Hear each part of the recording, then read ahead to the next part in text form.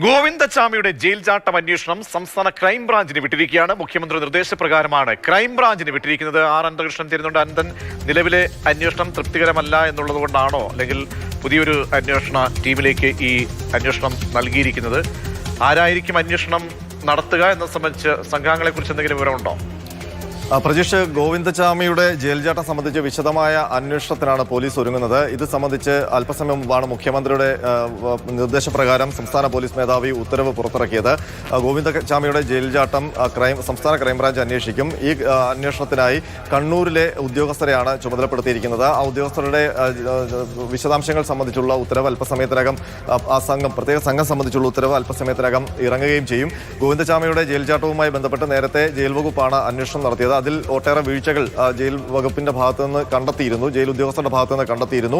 ഇതുകൂടാതെ ഈ ജയിൽ ചാട്ടവുമായി ബന്ധപ്പെട്ട ഒരു ഉന്നതതല അന്വേഷണത്തിന് സർക്കാർ പ്രഖ്യാപിച്ചു. അതിന്റെ ഭാഗമായി രണ്ടംഗ ഉന്നത സമിതിയെയും മുൻ പോലീസ് മേധാവി ജേക്കബ് അടക്കമുള്ള ഉന്നതതല സമിതിയും തീരുമാനിച്ചിരുന്നു. അവർ ആ അന്വേഷണം തുടരുകയും ചെയ്യുകയാണ്. ഇതിന് പുറമെയാണ് ക്രൈംബ്രാഞ്ചിനെ കൊണ്ട് വിശദമായി തന്നെ അന്വേഷണം നടത്താനുള്ള തീരുമാനത്തിലേക്ക് എത്തിയിരിക്കുന്നത്. അപ്പോൾ ഈ ഗോവിന്ദച്ചാമിയുടെ ജയിൽ ചാട്ടവുമായി ബന്ധപ്പെട്ട ഗൂഢാലോചന അടക്കം എന്തെങ്കിലും കാര്യങ്ങളുണ്ടെങ്കിൽ അതടക്കം അന്വേഷിക്കാനാണ് നിർദ്ദേശം നൽകിയിരിക്കുന്നത്. ഏതായാലും ഗൗരവത്തിൽ തന്നെ ഗോവിന്ദച്ചാമിയുടെ ജയിൽ ചാട്ടം സർക്കാർ മുന്നിൽ കാണുന്നു.